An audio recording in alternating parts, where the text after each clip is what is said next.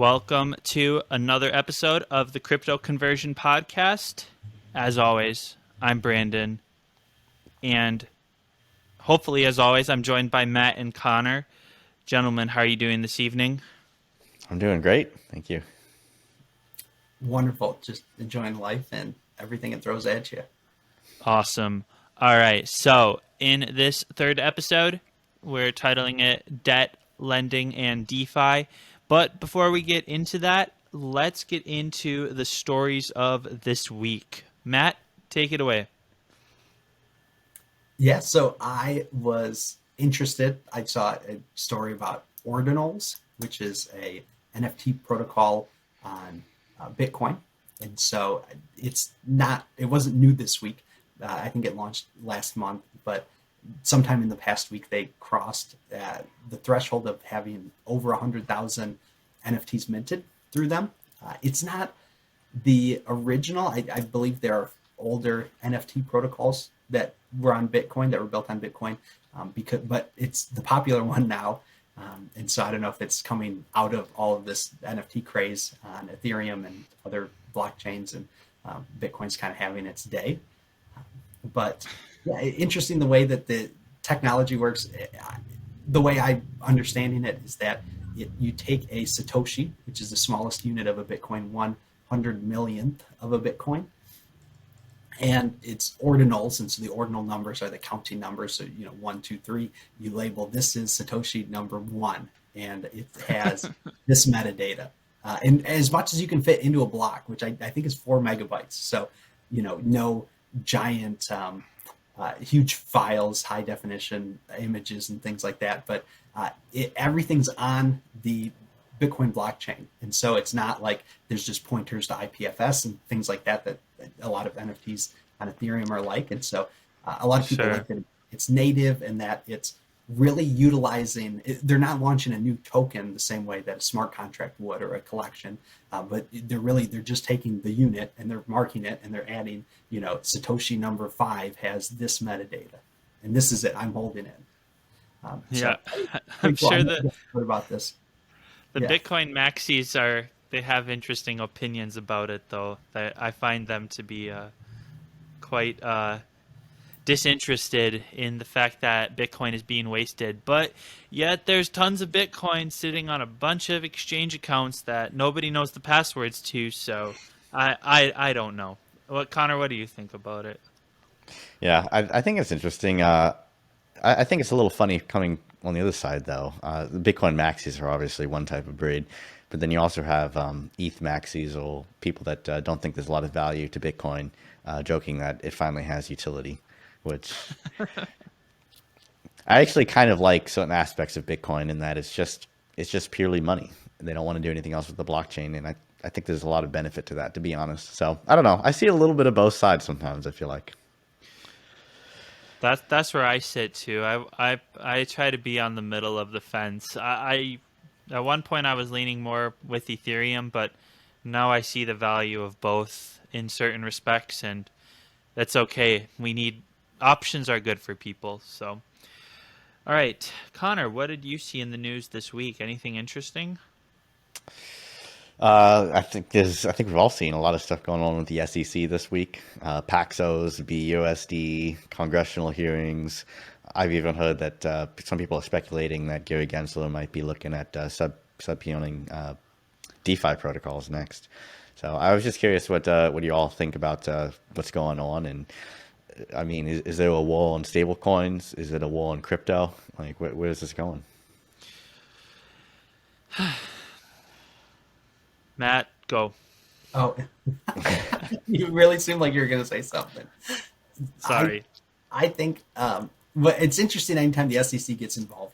It seems like they tend to pick out individual players, and you're trying to figure out, are they trying to, are they making regulation by calling out specific types of practices, or are they, I don't know, are they trying to pick winners and losers, and trying to still be vague on regulation to kind of discourage everyone from doing it? I'm in favor of good regulation. If they come out and say, this is how you need to issue a stable coin, that'd be great. Then everyone would know. And then, people could jump in and we'd see new groups doing the same. And so I don't know. I worry about calling tokens securities, because I wonder what types of securities have very specific parameters to how they can be traded and exchanged. And so I worry that it might make most blockchain activity illegal, right? Am I allowed to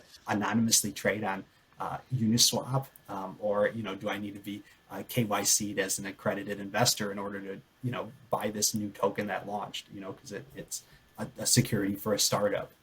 So anyway, I'm interested to see what comes out of it.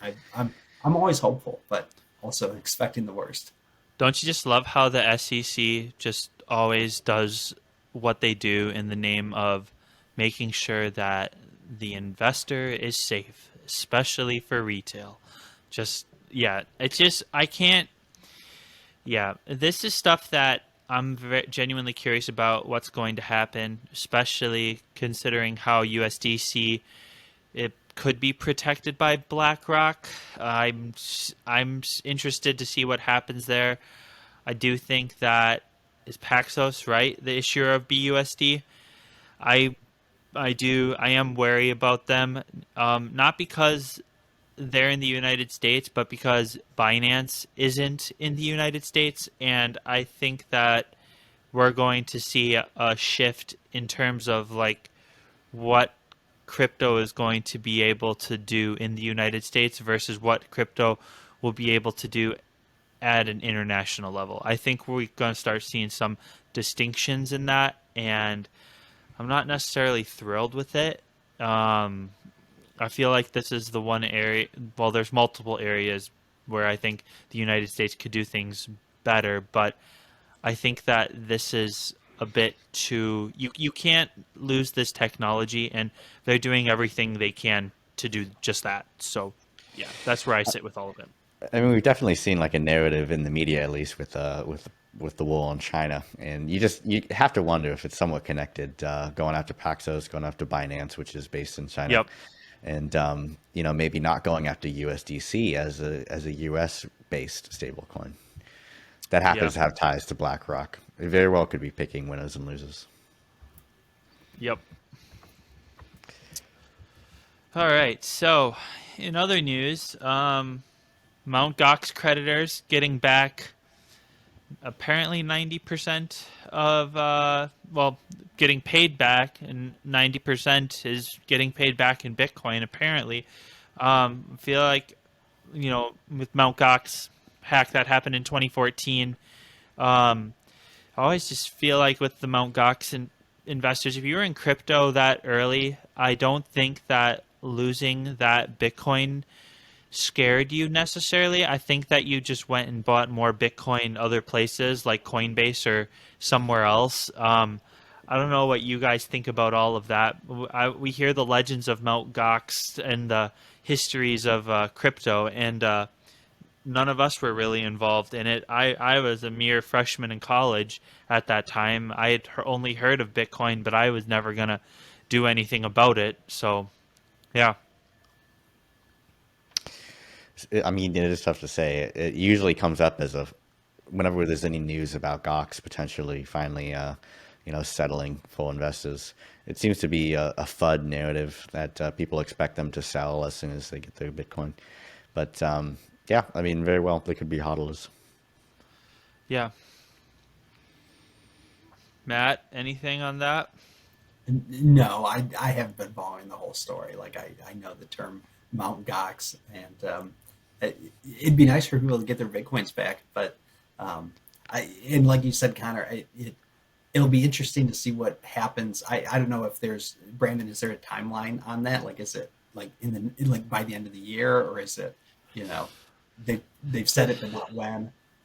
So it looked like there was a timeline that was set up in 2018 that was like 5-ish years, but so we shall see. Payments scheduled for September of this year, according to CoinDesk on yesterday. So we'll see what happens ultimately. Yeah, if this comes to fruition, that could be interesting for the markets, because it's all of a sudden it's like a whole bunch of Bitcoin getting released into the markets. And is there going to be a bank run, or is there going to be um, uh, a ledger run? You know what I mean? Like we could see like a lot of different options here. I feel like in September, so we shall Yeah, see. especially if people are expecting a bank run and then they don't, or it's not as Yeah, bad.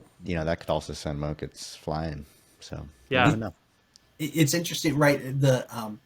I believe the next Bitcoin halving is next year, somewhere in the middle of yeah, 2024, and so it's good that this is happening before. Either they're going to sell, if they're holding since 2014, they've turned enough of a profit that they'll probably sell at this price, or if they're going to hold, right, they're going to hold through the next halving. So Yeah. luckily, it's not going to affect the macro that goes on with that. all depends on how much of believers they actually are. You know what I mean? Like I said, though, part of me thinks that there's a bigger number of them that are believers because they were investors in 2014. And the type of people that I've encountered that invested that early, they're kind of a unique breed in themselves. So, Yeah, but they Yeah. inherently weren't big into decentralization because they held their coins on no, an exchange. no, but I At mean, least they're like, not going to make that mistake again. They're either going to cash out because they said that was dumb, or they're gonna yeah. go on Ledger, like you said. Well, they also people back then also held Bitcoin on their cell phones too.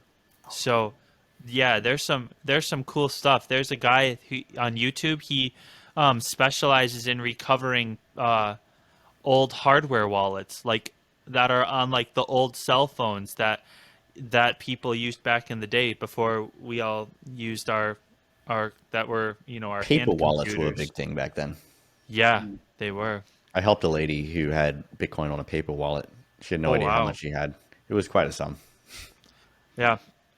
I helped a guy who had quite a sum with a Coinbase account one time too. It was Nice. insane. Insane. All right. And then in other news, this is one that I found kind of interesting just a couple hours ago on one of the Twitter accounts that I follow for news and stuff. I think it's like Crypto Snoop or Airdrop Snoop, something like that. Just a great account, looks for the airdrops that are coming up. And he kind of retweeted a 12 tweet thread from OpenSea. And OpenSea just basically did the epitome of tell me you're going to do an airdrop without telling me you're going to do an airdrop. And it was super funny. And it just kind of begs the question, like, so we've heard about this with like MetaMask having their own token or whatnot, and other, crypto related entities, you know, going into these, basically making their own DAO or protocol, and it just kind of made me wonder, like, how is some of this like not like just making stocks or a security like in crypto, like a crypto version of a security basically is what it feels like, and there's more of them that are out, like a lot of crypto are securities, but I'm just curious what you guys think about that. Yeah, I kind of was speaking to that earlier, right? If the SEC, if they start calling, I mean, if they call stable coins a security, that's one level. But if they start calling any of these tokens, or most of them, I suppose there's probably a line that you can draw that this is not a security and this one is. But I think that I don't know. If they push it hard enough, we can see, in not that everything will go down, but that at the very least, maybe U.S. investors will be kind of locked out of certain options, or forced out of as much as they can. Right? There's only so much you can do on a decentralized blockchain to stop people from Yeah. using it. But And that's supposed to be the beauty of crypto, is that it's supposed to give the retail investor more of a chance. It feels like, more most of the United States is limited from an investment standpoint outside of their mortgage, their 401k, and like maybe a handful of stocks if you like to dabble in the Robinhood Webull world. We're super limited, unfortunately, and I feel like crypto just opens us up to a whole nother level of investing. And It just stinks because being an accredited investor is such a lofty level, and not many people can get there. It's like less than 10% of the population is capable of doing that. And one of the reasons why is because they just don't have access to the debt and lending potential that a lot of these accredited investors do. And, without further ado, I think it's time to get into our topic, which is debt, lending, and DeFi. So, Matt, get our discussion rolling. Thanks. Yeah, smooth transition for flawless. Similar to the last episode, I just want to. There are so many terms we can get into, and understanding, how collateral works with lending, and interest, and things like that. There's enough terms that someone more knowledgeable can explain. Our purpose of having this podcast is to try to shed a Christian lens on these practices, and so we're going to look at, from a moral perspective, moral ethical perspective, hopefully shed some light and figure out what's going on with debt and lending in general, and then especially how it pertains to crypto. So the first thing I want to think about is we have there are definitely condemnations of interest payments, in the Bible and various writings since. And so our economy runs on a lot of debt. You either have to have enough money that you can spend it on the things you need to, or if you don't have that, you need to accumulate debt to buy the things you need to. Matt, do you want to know how much debt? How much debt the U.S. government is in? You on the debt clock? 31 trillion. That's great. Does it dollars? I haven't looked at that in a while. Does it give what that's the government isn't that much debt? Does it give the average debt that a person has? Because I feel like that'd be an interesting number as well. Personal debt per capita. 72,000 per person per citizen. Is that the government debt divided, or is that that's just the government debt divided by the population? Yep. Oh wait, hold up. No, hold up. Debt per citizen 94,000. Debt per taxpayer 246,000. No, but again, sorry, that's the government debt divided by people. I mean, what's the average? I have this much debt in my house credit card and student loans. What's the average debt that somebody actually is holding? So let's see here. Well, it's all broken down. So total personal debt is 24 trillion, and per person that's 72,000. But then it goes into credit card holders, credit card debt, which is $1 trillion. That's 7,000 per person, and then it goes into student debt, and that's an additional. Well, that's pushing 2 trillion. I bet it'll get there by the end of the year. And that's $39,000 per student. It'll probably be 40 by the end of the year at the rate it's going. So what's really crazy? Not to scare anybody, not trying to put any FUD out there, but it's just the facts. Sorry. What's really crazy too is that money doesn't actually exist. I know it's a number. It's such a fake number. It's ridiculous. I thought about that because I had some money in Luna, but when it tanked, it was just I was that money never actually existed. That was a valuation. Yeah. Insane. We all knew it. As soon as the market cap of UST went above the market cap of Luna, we're like, oh, this is over. Note to self, not investment advice, but when you make 15%, take 5%. Just take it. Just take what you can. Just take it. Don't be ashamed. It's okay to make money. Is it okay? So this is the question. I mean, talking about lending, right? And so I do think the Terra ecosystem with UST is definitely an interesting example we can point out, right? Nobody was actually lending at that high of a rate. I think they were just minting things to give to people. But so to kind of step back, so we are people, we're normal people, right? And we take debt, like I said, for some of these different reasons. What makes debt like acceptable to take? Like what makes it, morally acceptable for like me to take on so much debt? And then also, like, are there lending practices that are kind of inherently, or maybe even if they're not inherently, maybe they're specifically immoral because of some intention or some parameter that they're throwing in there? So like what makes taking on debt morally acceptable? What makes a lending practice, I'm the one giving out money, what makes that, where do we draw the distinction between what's morally good or even just morally acceptable, and what makes something immoral there?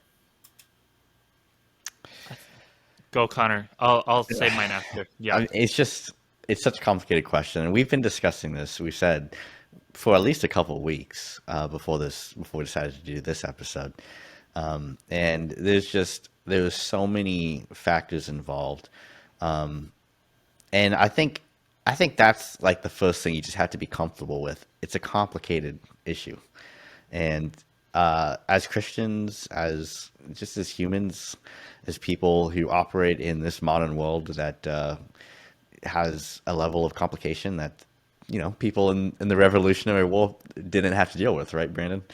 So it's definitely a more complicated world, and I think that's the first thing we just have to kind of accept and be comfortable with is questioning everything that we're investing in, questioning every loan that we take out.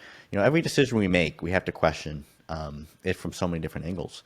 But a couple angles that people tend to look at the issue from includes questions about usury, which is a very Christian term, and what is usury, what is a usurious loan, what's a non-usurious loan. But there's also questions about justice that go beyond usury in debt and lending system. So it's a difficult question. Sorry. Before Brandon, you go, I do want to point out, Connor, I like that you're saying, you said it's a complicated issue. And a lot of people like to say, oh, it's complicated to forgive whatever they're doing. Like, oh, it's all a moral gray area. But I like that you got to question it, right? If it's this complicated, like we have to try to be knowledgeable to discern, is this something I should be doing or not? So I like that. Brandon, what were you going to say? So I think debt has a line that it's like you're either ambitious or you're stupid. I feel like debt kind of goes on like you get what I'm saying? Like the types of people that take on debt, entrepreneurs, people that want to start businesses, people that want to better their lives for their families, buying a home, buying some land, so that's the ambitious side. And then there's the dumb side. Like, I'm going to take this private loan so I can go to said expensive college that I want to go to, so I go to my dream school, and I'm not going to read the fine print that says this private loan accrues at 6% with a 27.99% APR. Like, nobody reads that fine print anymore, and I just think that there's a lot of stupid debt out there. Or like, I'm going to take out another credit card to feed my addiction. Like, there's an addictive component to debt too. Like, not just stupid, but addictive also. So there's a lot of components that go into debt, and it's something that you're going to have to check yourself with, because otherwise it can really wreck you. Like, literally check yourself before you wreck yourself can be applied to debt probably more than any other topic in the United States, because anybody can get a loan. It feels like anybody can get a credit card. Anybody can get multiple credit cards. And that's the thing. I mean, you said there was the ambitious side, and then there's the dumb side, but there's also the unfortunate cases, right? Where it's almost like somebody doesn't have another option, or doesn't know that they have another option, and they have to take out a loan just to feed their family. Yes, and those cases exist. And what you said, it's like it's so easy to get debt out there, right? It's almost like there's nobody watching, to make sure that whatever is being lent out maybe even has the potential to offer a return. that was the most simplest explanation that I was given, and maybe it's not accurate. We've discussed like what usury is, Yeah. but one thing that stuck with me is the explanation that a loan that you give to somebody, for the sake of them feeding themselves or taking care of their family, is a loan that could never return a profit. There's no potential to make money off such a loan. No. And is that right? Is it okay to indiscriminately offer loans that don't have the potential to return? You put a seed in the ground and it's going to produce fruit.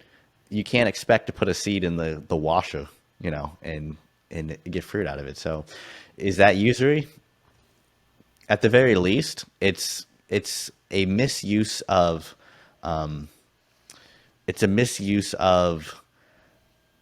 just the cognitive ability to think about what you're doing and question, is this right or wrong? If anything, and this is what I wanted to say to Brandon, right? You're categorizing these loans as stupid or ambitious, but that's from the borrower side. Sure. And so there is this, like you're saying, kind of the lender has to think about these things, right? And so you can make, in some sense, credit cards are predatory, right? It offers you this good thing, and they charge obscenely high interest rates if you carry anything beyond a month, right? Or you miss a payment. And so, definitely like what, and this is good. Really, the lender has more they have the authority, right? They are the ones that decide. We're saying anyone can get a loan, but that's because lenders are so generous, not generous or predatory, right? With their money, right? That they're saying, we're willing to give anyone a loan, right? And so what do you say to those people? It's one thing to say, to you guys, hey, don't take on too much debt, but like, how do we evangelize the people who are lending the money? Like what? How do we make sure they have good practices and not bad ones? So I do want to bring up, you mentioned usury, and we love this topic. Again, we've been talking about kind of usury specifically for a couple of weeks now. One of the sources we've been reading tries to draw a distinction. I think the key distinction that he's trying to draw is around collateral. And so there's, if I have a loan on my house, right, and this is the house is the collateral. It's on my mortgage. And so if I stop paying the loan, right, the bank takes my house and sells it at market value to pay off the loan. And so I'm out of the house, but I only had the house because I borrowed money to get it. And so there's certain loans where there is no collateral, right? And what they say, if you're not, what's the term? And they say this on all the websites, right? Like if you're not paying, like you are the product, right? That like they're that's money. that Netflix documentary about social media. Mm-hmm. If a product, so if you're using a free product, so they were talking about it in light of social media. I forget what the documentary is called, but I wrote that quote down, Matt, in one of my quote books, and it is, if you don't pay for the product, then you are the product. And that's it. So I want to make the same thing with lending. If you don't post collateral, you are the collateral, right? And like, it's student debt, right? There's no, like, they're not going to take my degree away, right? They're just going to keep hounding me to pay them back for the rest of my life until I can do so. And that's at least what this one writer was trying to make a distinction. He called those usury, those types of loans as usury, where you're selling yourself. You're putting your own life on the line on the collateral. Matt, can I add on to that? Like, sure, how irresponsible of an economy have we become that we are going to give that young of a person that much debt to start their life out, whether it be public or private? We are literally setting them up for failure post-graduation. So one, college, and I have some hot takes about secondary education, but college, you're extending adolescence only to push them out into the world as still basically no different than an 18-year-old, except they can go to have a drink at a bar, and they're stuck in swimming in this pool of debt, a lot of times drowning. And it's so sad. And if some of these kids, like some young adults, they just don't have the right people in their corner to tell them the difference between subsidized and unsubsidized, like private versus public loans, FAFSA, all that stuff, Pell Grants. Like I mean, I was fortunate that I had great parents that were able to like walk me through everything and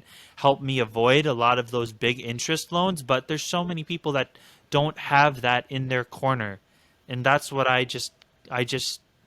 feel for them. It stinks. I mean, I think part of the real problem too is that the whole system is built on debt. Like it's just 100%. undeniable.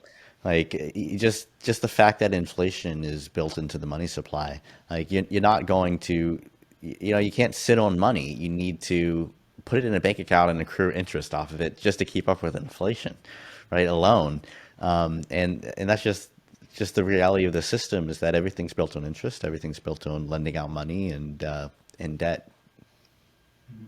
What would I know I was pushing this in the other episode too, like, let's imagine a scenario where we don't have to go into debt. Like, could you do student loans? I mean, I think they're absurd anyway, and we can talk about them and the fact that like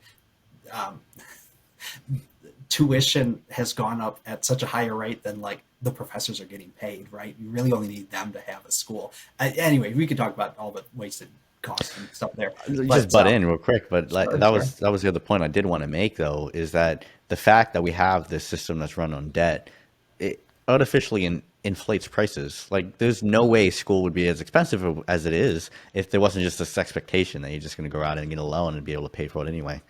And that the money is just going to somehow create itself. Like, and I do think that like government subsidized loans are kind of like in this vicious cycle because they give people this much loan, so the universities can say, we can charge even more because we know all our people will be able to get loans. And anyway, but so I guess to try to flip this, what would it look like? Is there a way to have like could you be sponsored to go to college, and then once you're successful, you sponsor other people, right? And so then there's no debt involved. There's kind of maybe this generous sponsorship. Maybe there's this promise of employment. I know certain trades work that way, where you'll get hired by a company and they'll, I think a lot of places, if you want to be a truck driver, like they'll pay for your, CDL license, right? And just imagine if I wanted to be a, engineer, like why doesn't the firm, pay for my engineering degree, right? So I don't know, just a lot of firms do, but yeah, flipped, right? So yeah, I mean, I think the real question is, is it possible to have a better system? And that's like the first hurdle somebody has to get over to even to begin questioning these things. But I think you have to be open to that, because what people got to realize is the modern financial system is modern. Things have not always been the way they are, and it doesn't have to be the way it was either. There's other possibilities out there. Is it possible to run a society without any debt, let's say? Yeah, it's possible. We're all human. We can live. Is that going to be the best system? Maybe not. But you just be open to the possibility. The world is going to end up structuring itself based on whatever system we build. If you could build the best system, where does debt fall into that? Like what's an acceptable or a necessary amount of debt to kind of have a normal functioning? So yeah, I'm a little. Just coming back to the question of usury, I'm a little open to the topic. I liked what you provided. I think we can share his name here. That article that you shared with us. I don't was think it's his Zippy. actual name even. I don't know if his name is Zippy. Yeah, Zippy Catholic. It's an article you can find online, and it was really good. I like the discussions about when you're lending, what type of loans could be moral or immoral based on collateral and those types of questions. When I look at history, when I look at biblical teachings, and then I look at the history of the church, and then I look at the system we're in today, it feels as if, and I feel like most people, when they look at history, have the same question. It feels as if a definition of usury has somewhat changed over time. And to the point where today it's a very open-ended question. We don't really know what usury is because so much of the world is built on interest that it almost seems impossible that we could possibly say that all interest is usury. But when you're looking at the Pentateuch and you're looking at those verses in Exodus and Deuteronomy, it very much sounds like the definition of usury is very simple, which is the charging of interest on money that's being lent out. So I'm open to the possibility that we can say that usury is all interest. And we can also say that depending on certain ways society is structured, and it's just undeniable that we have a more complicated world today than they had back in those times, that we can revisit this issue and look at certain types of loans and say this is more immoral, this is maybe not so less immoral because there's a possibility to pay it back. And it's not necessarily changing the definition. It's changing the standard as it's applied. It's quite a different question than like very serious moral questions. But maybe some people would disagree with me on that. Anyway, that is to say, when you ask if you could build your perfect world, what I find very interesting about looking at biblical teachings on usury, the Israelites, the law was that they could not issue usury. They could not charge interest on a loan to any of their fellow Israelites. And it's very clear on this that they are allowed to charge usury on people who are outside, right? And Samaritans. Well, Gentiles in general. I know. But and what I find interesting about that is if we're looking at the Christian faith, and the Catholic Church. I think the question is, what is responsible? Like, what would you do to someone in your own family, your own brother or your sister? Would you be extracting as much value out of them as you can? Probably not. And that is what the church is. The church is that family. We are, in many senses, the continuation of Israel, of the people of God. And we have to look at ourselves in that light. And do we want to be extracting as much value out of our brothers and sisters in Christ as we can? No. So it makes a lot of sense that then we would want to just ban usury totally, in total, and not charge any interest on these types of loans. So, and I know that's a very strict definition, but I think we have to be open to that possibility. And we have to start asking ourselves, like, what does Christian fraternity look like? And insofar as society becomes more and more Christian, which would be hopefully the ideal, then, we have to start applying that ethic more and more.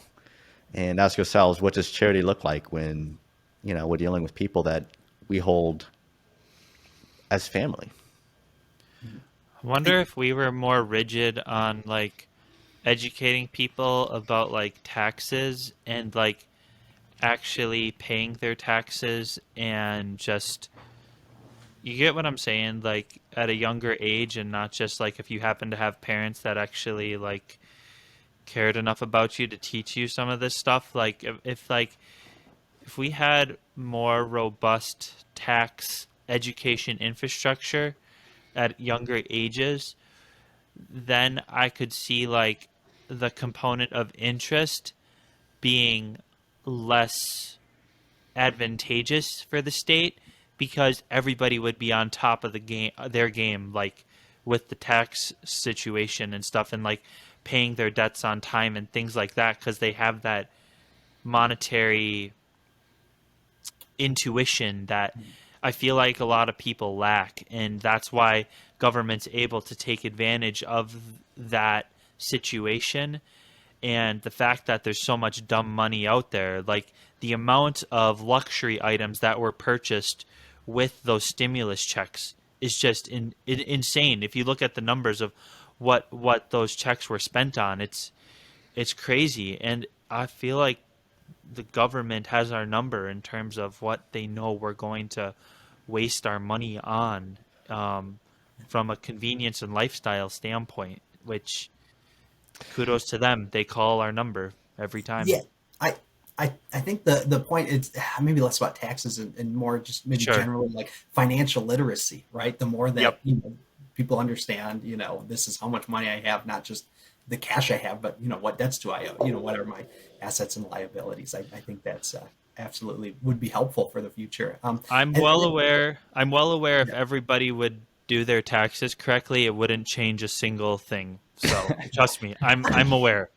I'm aware. Um, but Connor, I wanted to say I was actually having the exact same thought before this episode, right? In that I hope that everybody listening to this, can understand that, like, if your parents and obviously there's situations, I guess, where maybe you couldn't do this, but Yeah. because that they're going to spend money terribly. But if your parents or a sibling, was like they needed to borrow $100, you would just say, yeah, sure, like pay me back when you get paid next week, or like when you get a job again, and it's something like that, right? And I, I don't. I hope. Fingers crossed that anybody listening to this is not going to immediately think, oh, you know what? I could actually charge an interest rate. So they, if they don't pay me for a few years, now they owe me $200, right? Like, Well, and I think that's it. I think anybody who's had siblings has had to deal with that. Maybe not, but Exactly. Yeah. Charging certain rates and things like that. But if if you can kind of set up this, expectation, and there is bad borrowing, right? And if somebody had a gambling addiction, I knew that, and they were like, oh, can you give me $100? Like, I'm going to walk in the casino and triple it. I'm going to say no. Like, that's a terrible way to spend money, right? And it takes our prudence to figure that out. Anyway, I think that, like, with the people closest to us, like, if we start to think about in charging them interest on a simple loan like that, then we destroyed the relationship, right? This is one of the definitions of greed, is kind of selling or exploiting relationships for profit, right? And so I don't know, hopefully everyone can agree on that. And then if you just extend that, every other personal loan is just all you're doing is removing yourself from that person, so you don't have a relationship. But why should we treat them differently? Like you said, Connor, right? We should ideally, and I don't want to make this distinction between we should treat Christians this way and non-Christians that way, but like we should be treating everybody charitably and as of course. potential friends, right? And I should feel comfortable saying, and maybe again, I'm not going to do this. I'm going to be prudent about what I'm doing.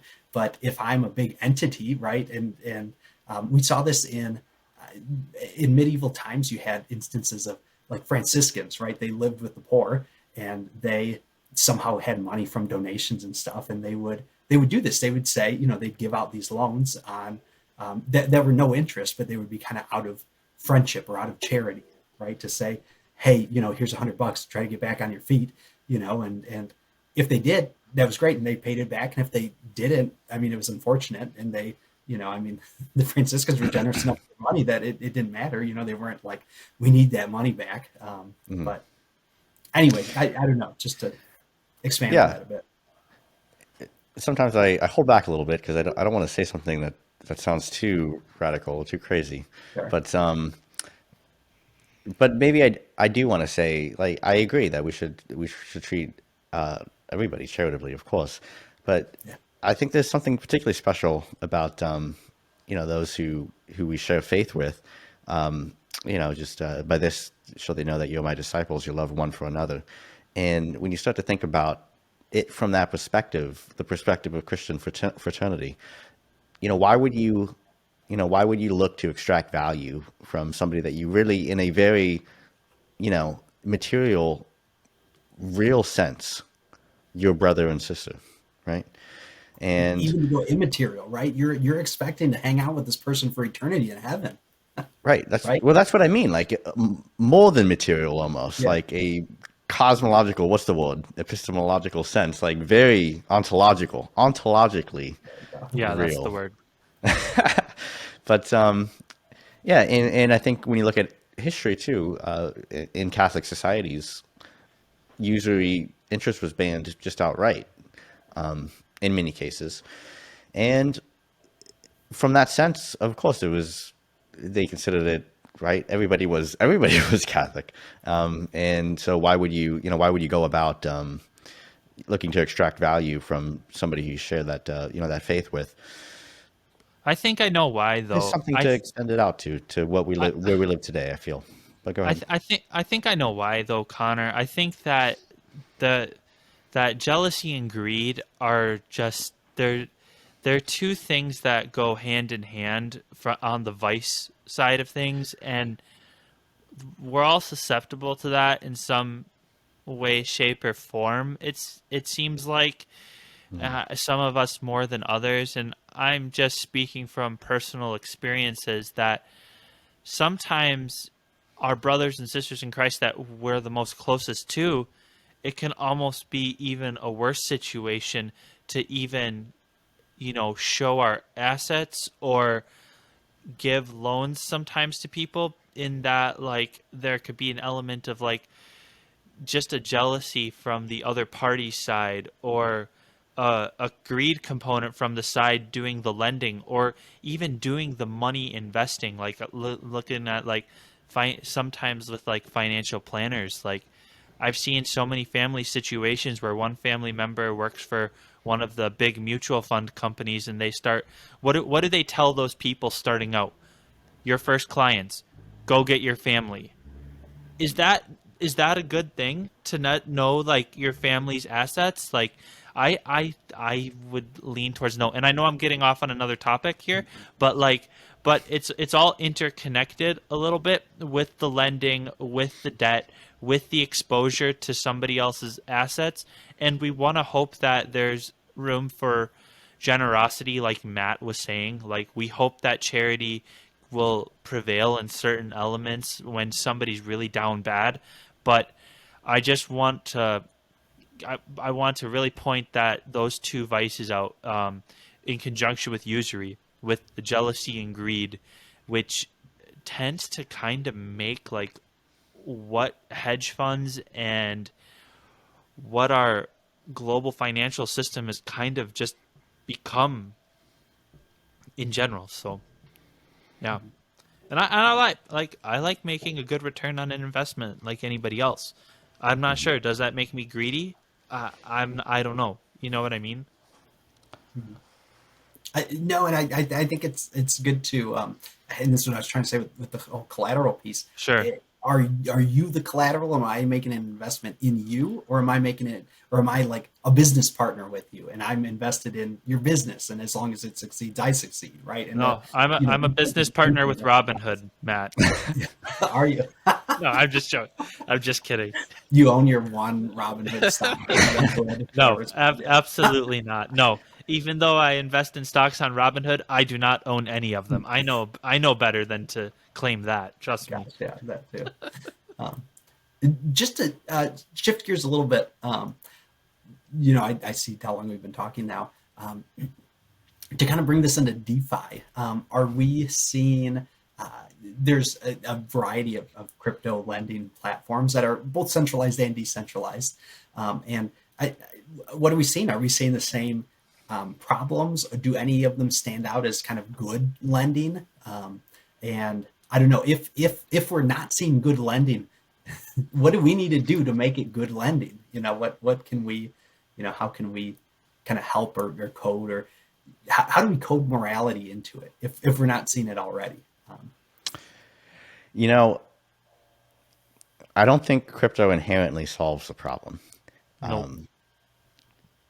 To get that out of the way. But what is interesting, because you spoke about needing more financial education in the space and whatnot. But what crypto does is it reintroduces the concept of risk in a way that I don't think we're quite familiar with in this kind of TradFi world, where we can expect basically to just lend out money, expect that interest back, and it's almost guaranteed. And there's litigation involved if the return isn't what was expected in many cases. Of course, we deal with risk when you're investing in stocks and securities, in the TradFi world. But there's a lot of ways that we get interest with almost no risk. And crypto forces you to accept the risk for your own money in a way that you don't have to with USD or with whatever currency you happen to use. And because of that, it almost forces, or I think it will force, education of financial literacy, because you just can't afford you can't afford not to.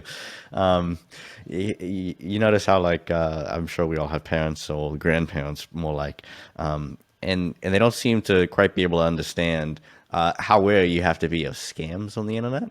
And certain emails you might get in your inbox, and you can't just take things that are set at face value, right? And they seem to struggle. They seem to struggle with that concept that there's a lot of scammers out there that are trying to take advantage of them.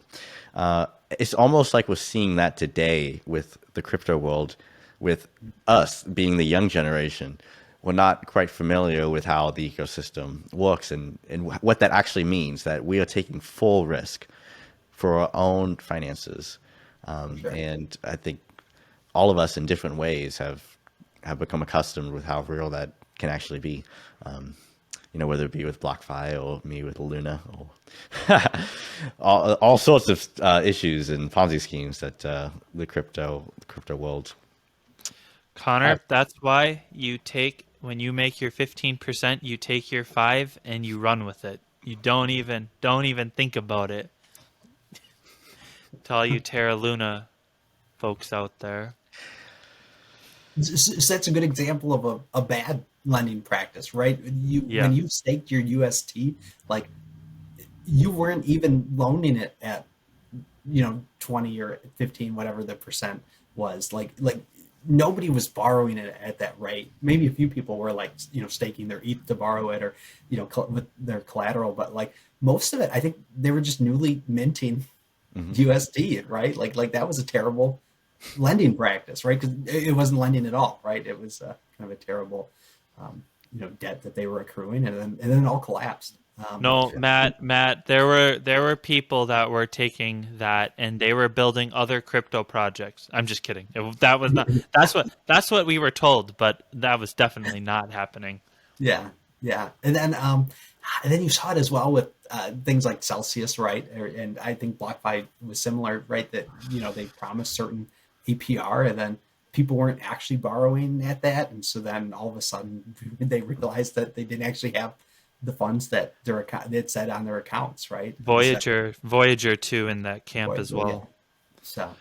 So, let me speak to this as somebody who had I had money in Voyager and BlockFi, and just kind of looking at that whole thing, like, this is why Kraken just got the screws put to them, because they were basically doing similar things as Voyager was. And I don't know what Kraken is. I haven't checked 100%, so somebody can fact check me on this. But, like, Kraken was doing the same thing with Polkadot that Voyager was, where if you had Polkadot on their exchange, you're making potentially 12%. And so it just goes to that adage, if it's too good to be true, it's probably too good to be true. And I'm happy that Kraken got out, like, just paid the fine. I don't know if they did the crime, though, because I'm not sure how this is all interconnected. So that's the part where I'm like, okay, SEC, I hope you did your due diligence, but we've also just seen the SEC just kind of slap the wrist that is closest to touching the sun. You know what I mean? Like, when it comes to crypto and this DeFi stuff, I'm still so confused, because I want to see what real DeFi looks like, but I wonder if we'll ever get the legitimate chance to. Does that make sense? Yeah, that's a good thought. Yeah, I like that. We need encouragement, or at least no discouragement, in order to see what people can actually make with it. Yeah. Out of curiosity, so we're pointing out some examples of bad actors or bad lending practices. Is there any? Are there any protocols, any lending that you've seen in DeFi and crypto that you think is good, or acceptable? I don't know. Is there one that comes to mind for me is MakerDAO. I feel like they're, where Luna's stablecoin was built on, this algorithm, right? The MakerDAO is kind of built on this it's debt, but it's over collateralized debt, right? And so as long as markets stay fairly liquid, it is probably not, their stablecoin is probably not going to collapse. And so I think that they've got, I don't know, I like them. I think they'll be, I don't know, and I don't want to make a prediction like that they're never going to collapse. They might be the last one to collapse, but I think that they have I think their lending practices make sense. They have collateralization. They, have certain thresholds at which you can be liquidated from that collateral. And so I don't know. Are there any other examples? I know them. I don't know every lending platform out there. Connor, I'm curious what you think about Lido and Rocket Pool in this. They're basically what we're talking about. I don't know what you think about them, but they're kind of in this that staking world with everybody in Ethereum right now. What do you? I just wanted to throw them out there because they're kind of similar to what Matt's talking about here right now. I really can't speak much to them. I haven't I haven't played around with them, so I've heard good things about Lido. But yeah, I was going to say though, looking at a DeFi protocol, I think Curve is another similar one that is very run of the mill, very stable, and that's like a baseline project that kind of undergirds a lot of what you see happening on Ethereum. And I think projects like that, Curve, MakerDAO, they're not really promising like outsized returns. It's and you can explain how they work. I think that's key. In this question, like if you can't really understand what they're actually providing to the ecosystem, and why it's a good thing, then I think you kind of have to question whether or not the protocol's worth it. I guess the big question too is even Coinbase for certain assets in crypto give interest on holding them. Like I think Cosmos, Tezos, USDC. There's more. I think Solana too, but Cardano. What happens if interest isn't even going to be something that is accruable with crypto? Is it even going to be? It'll still be worth it for people to invest in it, but I just am sometimes wondering there's not going to be any additional bonus. The way that works, aren't they all? Are they all proof of stake chains like Cardano and Tezos and? Because I think what you're doing is when you hold it there, essentially you are the lender and you're lending your coins to Coinbase, and then they're staking. I think they're running a node and staking all of the Cardano that they hold, and then they're kind of paying back a part of the rewards back to you. And so I don't know. I think that's not too Coinbase seems fairly solvent, right? I think that if there was something that happened, a hack, that they'd be able to refund me my I don't have any of those, but if I did, I could maybe expect them to. And I don't know, but that's a good. I agree with you on it with everything you're saying, Matt. Though, so I do think, because I've had this question about staking. It almost does seem to be somewhat of looking at Thomas Aquinas, basically money being invested as something that's just going to grow on its own. You're planting your tokens in the staking contract, and you're making money off of it, and it almost seems a little strange, but it's a money tree. It almost seems unsound, right? It's not good money if the supply is growing at this consistent rate, and you're right. Making and that's almost why I really think that Bitcoin is better as a pure money because there's no staking. You don't make money on Bitcoin. The value goes up because more people invest in it, but it's not. I wanted to call that a Ponzi scheme because that's the point, right? The point is to achieve adoption and be used as a currency. So for that reason, I like that Bitcoin is what it is, and I want it to be that. And I think it's more sound money. And I think ultimately, if we're looking at something that's going to be used as a currency system, it's not built with any interest. There's no interest concept built into what Bitcoin is.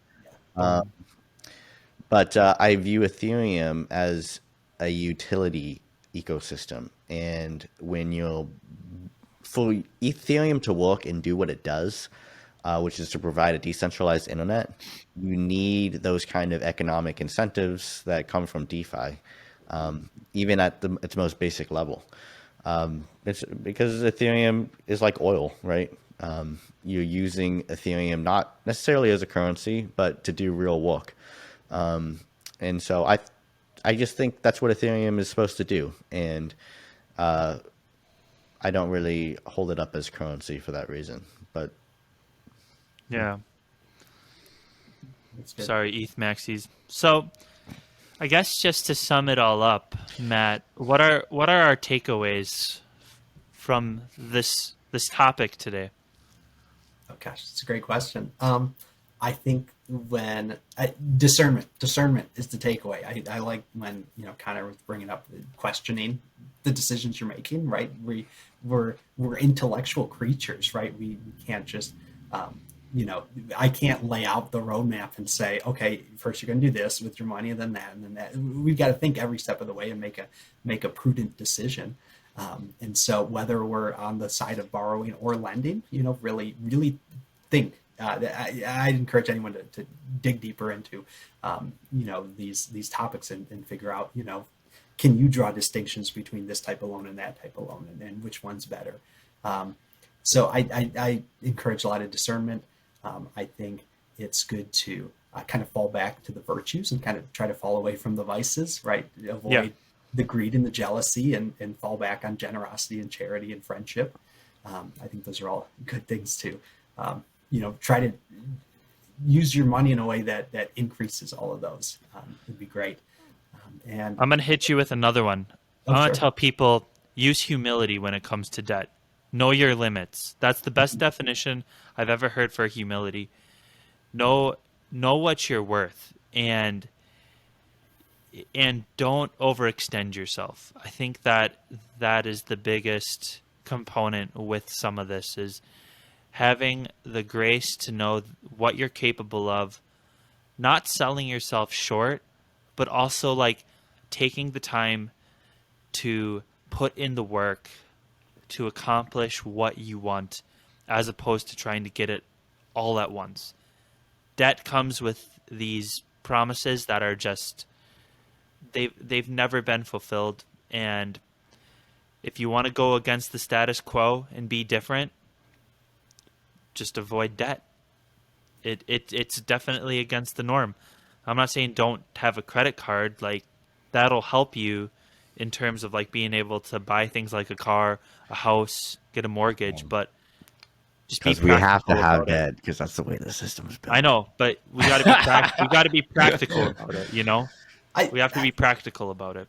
Yeah, I remember I think it was my government class in high school, the teacher pointed out like, oh, the government always runs a deficit, but they're like, yeah, but people do that. He's like, yeah, people do that too, right? You take out a loan to buy a house or a car. And I was like, even then I was thinking, yeah, but the people do it and then they spend the next 20 years paying it off, right? Like, yeah.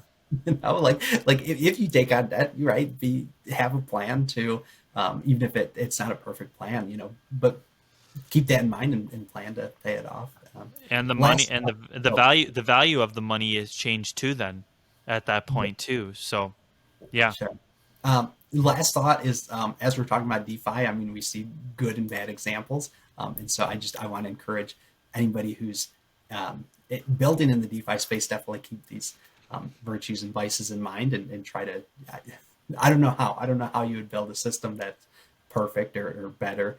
Definitely better. There are definitely ways to build better systems, but yeah, and then anybody investing in the space definitely do due diligence and again make prudent decisions. So Connor, last word. The U.S. financial system is a mole and it must be abolished. Couldn't have said it better myself. Amen to that libertarian Buy disposition. Bitcoin. All right. Well, on that note, everybody, appreciate all of our listeners, watchers, subscribers, wherever you are, whatever time of day you're listening. We appreciate it. Like and comment on the YouTube. Subscribe wherever podcasts are found. Give us a listen, a download. Anything helps. We're just trying to grow this podcast, continue the conversation, and we appreciate anybody that's along for the ride with us. So with that being said, you all have a great rest of your day, week, month, and we'll see you in the next episode. Bye.